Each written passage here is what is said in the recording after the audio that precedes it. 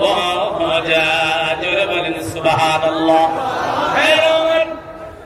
হযরত ওমর বলেন, ইয়া রাসূলুল্লাহ, এই সূরার প্রথমে আল্লাহ রাব্বুল আলামিন বলেন, ইযা জাআ রাসূলুল্লাহি ওয়াল ফাতহু, যখন তোমাদের কাছে বিজয় এসে পৌঁছাবে, ওয়ারাআইতান নাসা ইয়াদখুলুনা ফি দীনিল্লাহি আফওয়াজা। ও নবী, দেখতে পাবে মানুষেরা দলে দলে ইসলামের মধ্যে প্রবেশ করছে। জোরে বলেন সুবহানাল্লাহ। এখন বলেন, ওমর রাদিয়াল্লাহু তাআলা চিন্তা ছিল না, ঠিক ছিল? কারণ সুসংবাদ শুনে তিনি এই সুসংবাদ নিয়ে এসেছেন। আর আবু বকরকে নবীজি বললেন, আবু বকর, তুমি এই সূরা তেলাওয়াত করো আর কাঁদো কেন আবু বকর? আবু বকর বললেন, ইয়া রাসূলুল্লাহ, এই সূরা তেলাওয়াত করি আর কাঁদি এই জন্য, কারণ এই সূরার মধ্যে বলা হয়েছে, ফাসাব্বিহ বিহামদি রাব্বিকা ওয়াস্তাগফির। ও নবী, কোন জায়গায় আমরে আপনাকে ইস্তিগফার পাঠ করতে বলা হয়নি গো হাবিব। রাসূল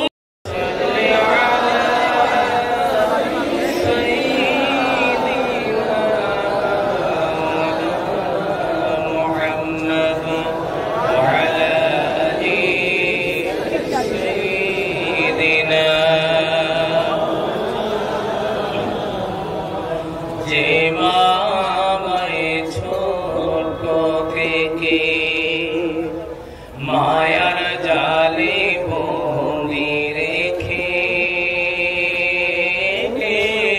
করেছে ভালো। হে প্রভু, তুমি ওগারি, তোমার ছায়া নীরে করিও লালো মাকে,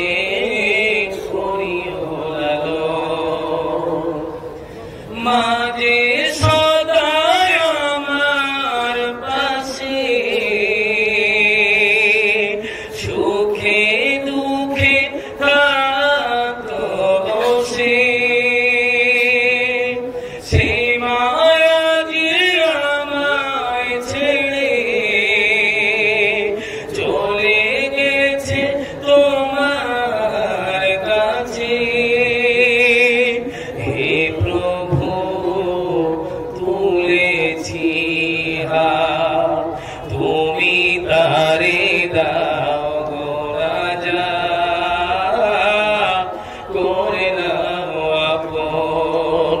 হে প্রভু, তুমি ও তারে, তোমার ছায়া নীরে করিও লালন মাকে, করিও লালন। আল্লাহুম্মা সাল্লি আলা সাইয়্যিদিনা মাওলানা মুহাম্মদ ওয়া আলা আলি সাইয়্যিদিনা মাওলানা মুহাম্মদ। আমার ভাইরা, যুবকেরা যারা বসে আছেন, আমি একটু অনুরোধ করবো আপনাদের সামনে ডান দিকে, তার মানে আপনাদের বাম দিকে, আপনারা বসে আছেন, আপনাদের বাম দিকে সামনে জায়গা খালি। এটা কাদের জন্য খালি রেখেছেন বাবা? আমি অনুরোধ করে বলবো আপনাদের যারা পিছনে বসে আছেন তারা একটু সামনে সামনে এগিয়ে আসেন না, মেহেরবানি করে। আমি মুসাফি আপনাদেরকে অনুরোধ করে বলছি, পিছনের মানুষদের বসার জায়গা করে দেন। মানুষের ভয় নেমে গিয়েছে, আলহামদুলিল্লাহ। আল্লাহ এই মানুষের আবেগকে কবুল করে নিন, বলেন আল্লাহুম্মা আমিন। কোরআনের খাতিরে আজকে এত মানুষ সেখানে এসেছে, মেহেরবানি করে আপনারা একটু আগে আগে আসেন না, সুবহানাল্লাহ। আমার যুবকেরা একটু সরে সরে আসেন, আগে আসেন। উঠতে কি কষ্ট হচ্ছে, আমি আপনাদের অনুরোধ করে বলছি, যারা বসে আছেন একটু আগে আসলে ভালো হয়। পিছনের মানুষগুলো দাঁড়িয়ে আছে, তারাও একটু বসার সুযোগ পাবে, আগে আসেন। ভাইরা আমার, যে কথা বলছিলাম, এরপরে সাহাবায়ে কেরামদের মধ্যে কৌতূহল জাগলো, আসছে আর একজন সাহাবী আসছে, কারণ কি? নবীজির দরবারে হাজির হলো। নবীজি দুজনকে ডাকলেন, হযরত ওমরকে বললেন, ওমর তুমি এই সূরা তেলাওয়াত করো আর হাসো কেন বলো? হযরত ওমর বললেন, ইয়া রাসূলুল্লাহ, ইয়া হাবিবাল্লাহ, হুজুর এই সূরার প্রথমে আল্লাহ রাব্বুল আলামিন এই সূরার প্রথমে সুসংবাদ দিয়েছে, এই জন্য আমি ওমর এই সূরা তেলাওয়াত করি আর হাসি। হযরত ওমর বললেন, ইয়া রাসূলুল্লাহ, এই সূরার প্রথমে আল্লাহ রাব্বুল আলামিন বলেন, ইদা জাআ নাসরুল্লাহি ওয়াল ফাতহ ওয়ারাআইতান নাসা ইয়াদখুলুনা ফি দীনিল্লাহি আফওয়াজা। জোরে বলেন সুবহানাল্লাহ।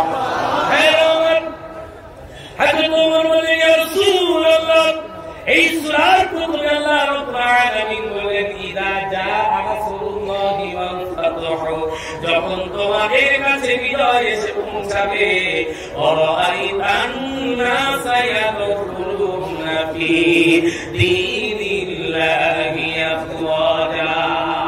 ও নবী, দেখতে পাবে মানুষেরা দলে দলে ইসলামের মধ্যে প্রবেশ করছে। জোরে বলেন সুবহানাল্লাহ। এখন বলেন, ওমর রাদিয়াল্লাহু তাআলা চিন্তা ছিল না, ঠিক ছিল? কারণ সুসংবাদ শুনে তিনি এই সুসংবাদ নিয়ে এসেছেন। আর আবু বকরকে নবীজি বললেন, আবু বকর তুমি এই সূরা তেলাওয়াত করো আর কাঁদো কেন করো আবু বকর? আবু বকর বললেন, ইয়া রাসূলুল্লাহ, এই সূরা তেলাওয়াত করি আর কাঁদি এই জন্য, কারণ এই সূরার মধ্যে বলা হয়েছে, ফাসাব্বিহ বিহামদি রাব্বিকা ওয়াস্তাগফির। ও নবী, কোন জায়গায় এমন করে আপনাকে ইস্তিগফার পাঠ করতে বলা হয়নি গো হাবিব। রাসূল, এই সূরার মধ্যে আপনাকে আল্লাহর হামদ প্রশংসা আদায় করতে বলা হয়েছে আর তওবা ইস্তিগফার পাঠ করতে বলা হয়েছে গো হাবিব। আমি আবু বকর বুঝতে পেরেছি যেটা আপনি দুনিয়ায় বেশি দিন থাকবেন না, দুনিয়া থেকে বিদায় নেবেন, আপনার উম্মতেরা নবী হারা হয়ে যাবে। ইয়া রাসূলুল্লাহ, ইয়া হাবিবাল্লাহ, হুজুর এই জন্য আমি আবু বকর এই সূরা তেলাওয়াত করি আর কাঁদি। এখন বলেন, আবু বকরের চিন্তাটা কি ভুল ছিল? দুজনের চিন্তাটাই সঠিক ছিল, ঠিক কিনা? নবীজি বললেন, কোন কথা বলছিলাম?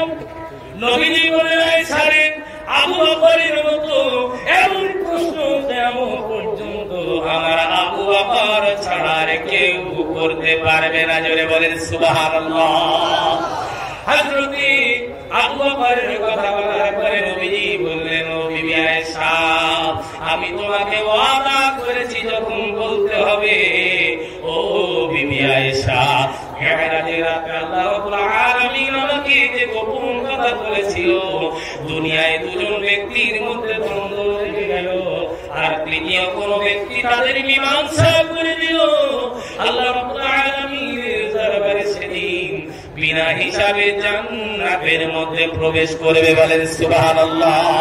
কিন্তু আমাদের সমাজে মনে হয় দ্বন্দ্ব লাগানোর লোক কম, না মিটিয়ে দেওয়ার লোক মনে হয় বেশি। সামান্য যদি একটু হয়, কি করে আগুন ধরাতে হয় সেটা আমরা জানি, ঠিক কিনা বলেন? আমার প্রিয় ভাইরা, আয়েশা রাদিয়াল্লাহু তাআলা আনহা আব্বার সঙ্গে ওয়াদা করেছিল, নবীজি যেটা বললেন সেটা আবার এসে আমি বলে দেব। আয়েশা রাদিয়াল্লাহু তাআলা আনহা এই কথা শোনার পরে আবার চলে গেলেন নবীজির, আবার চলে গেলেন আবু বকরের কাছে, চলে গেলেন আব্বার কাছে গেলেন। আবু বকরের কাছে যাওয়ার পরে আবু বকর বলছে, আয়েশা নবীজি কি বলছে বলো আয়েশা? আয়েশা বললেন, তোমরা আমার আব্বা আবু বকর নবীজি এই কথা বলেছে, দুনিয়ায় যদি দুজনের মধ্যে কোনো দ্বন্দ্ব হয়ে যায়, তৃতীয় ব্যক্তি যদি মীমাংসা করে দেয়, একেবারে পুরস্কার পাবে, ওই তৃতীয় ব্যক্তি বিনা হিসাবে আল্লাহর জান্নাতে প্রবেশ করবে। এই কথা শোনার পরে আবু বকরের চোখে পানি এসে গেল। পানি আসার পরে আয়েশা বলল, আবু বকর, আয় আমার আব্বা, আপনি কেন এমন করে কাঁদছেন বলুন? আপনার ব্যাপারে নবীজির কাছে দুইটা কথা শুনেছিলাম। এক নম্বর কথা, সর্বপ্রথম নবীজি জান্নাতে প্রবেশ করবে, এরপরে যদি দ্বিতীয় কেউ জান্নাতে প্রবেশ করে সেটা আর কেউ নয়, সেটা হলো আপনি আমার আব্বা আবু বকর। জোরে বলেন সুবহানাল্লাহ। এরপরে আরেকটি কথা শুনেছিলাম আব্বা, কারণ আল্লাহ রাব্বুল আলামিন পৃথিবীর 10 জনকে জান্নাতের সুসংবাদ দিয়েছিল, 10 ব্যক্তিকে। ও আমার আব্বা রাসূলুল্লাহর কাছ থেকে শুনেছিলাম, আপনি তার মধ্যে এক নম্বরে আমার আব্বা, আপনি আবু বকর। জোরে বলেন সুবহানাল্লাহ। এরপর আপনি এমন করে কিসের জন্য কাঁদছেন? হযরত আবু বকর বলছেন, আমার বড় হয় আমার বড় ভয় হয় আমার ব্যবহারে, আমার কথার মাধ্যমে যদি কারোর অন্তরে আঘাত লেগে যায়, তাহলে আমি আবু বকর কিয়ামতের দিন আল্লাহর সামনে কি মুখ নিয়ে দাঁড়াবো? আমার ভাইয়েরা, তাহলে জেনে রাখবেন আপনাদের চিন্তা কেমন ছিল। আমরা যদি কোরআন ভিত্তিক জীবন যাপন করি আর সেই কোরআন শিক্ষা করি, কোরআন শিক্ষার জন্য যদি আঞ্জাম দিয়ে থাকি, এর পুরস্কার কিয়ামতের দিন আমরা আল্লাহ রাব্বুল আলামিনের কাছ থেকে সেদিন আমরা পুরস্কার নেব। প্রিয় ভাই আমার, আপনাদেরকে এবারে একটি কথা বলি। আপনারা যারা বসে আছেন, আমি শুধু এসেছি পশ্চিমবঙ্গ থেকে, পশ্চিমবাংলা থেকে আপনাদের কাছে নিশ্চয়ই আপনারা রাজি ছিল, আল্লাহ কবুল করেছেন। আজকের এই মাহফিলের জন্য আল্লাহ কবুল করেছেন, তাই কিন্তু আসতে পেরেছি, ঠিক কিনা? যদি আল্লাহ রাজি না থাকতেন, আমার গুনাহগার এই জায়গায় আসতে পারত না। আমি সব চাইতে অযোগ্য, কোনো এলমিয়াত নেই, কিছুই নেই, সব চাইতে অযোগ্য, শুধু আল্লাহর অশেষ মেহেরবানি। তাই আপনাদের সামনে লাভবাহিক বলে সাড়া দিতে পেরেছি। আপনারা সবাই খুশি না নারাজ? খুশি তো? কারণ এই প্রথম আপনাদের এই জায়গায় আসামের বুকে আমার এটা দ্বিতীয় সফর আসামের বুকে। কারণ বাংলাদেশে যাওয়া হয়, আসামে আমার এই দ্বিতীয় সফর আল্লাহ কবুল করেছে। আচ্ছা আব্বা, আপনারা বলেন, যুবকেরা আপনারা একটু বলেন, আমি আপনাদের কাছে জিজ্ঞাসা করতে চাই, আপনারা প্রত্যেকে চান এই মাদ্রাসায় দ্বীনি শিক্ষা হোক? এই দ্বীনি শিক্ষা কারা কারা চান না? একটু হাত তুলে রাখেন। আলহামদুলিল্লাহ, সবাই চালাক, ঠিক নয়? আচ্ছা, কারা কারা এই দ্বীনি শিক্ষা, এই শিক্ষা প্রতিষ্ঠান থেকে আলিম ওলামা তৈরি হোক, কোরআনে হাফেজ তৈরি হোক, এটা কারা কারা চান? একটু হাত তুলে আল্লাহকে সাক্ষী রেখে দেখা। নারে তাকবীর, নারে তাকবীর, নারে তাকবীর। আল্লাহ তুমি হাত খারাপ কবুল করেন, বলেন আল্লাহুম্মা আমিন। আজকে আপনারা জানেন, সারা পৃথিবী জুড়ে এই কোরআনকে নিশ্চিহ্ন করার জন্য নিত্য প্রয়াস তারা চালিয়ে যাচ্ছে। তাদের যে আপ্রাণ চেষ্টা চালাচ্ছে, তাদের এই প্রচেষ্টা চালিয়ে কোরআনের শিক্ষা, কোরআনকে উৎখাত করার জন্য, কোরআনকে নির্মূল করার জন্য, নিশ্চিহ্ন করার জন্য, কোরআনের বিনাশের জন্য যত তারা নিত্য প্রয়াস চালাচ্ছে, তারা কি সফলতা অর্জন করতে পারছে? কথা বলেন, জোরে বলেন, জবাব দেন। সফলতা অর্জন করতে পারছে? পারছে না, ব্যর্থতা লাভ করছে।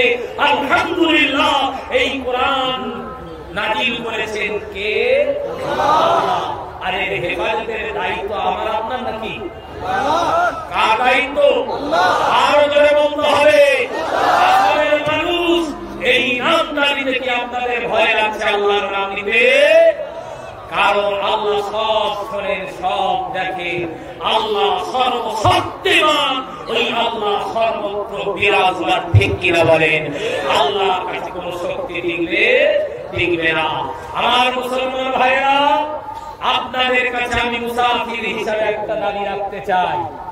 একটা আশা করব, আমার পরে পরে আরো মূল্যবান বক্তারা আসবে, আমি তো মনে হয় সবচাইতে অযোগ্য।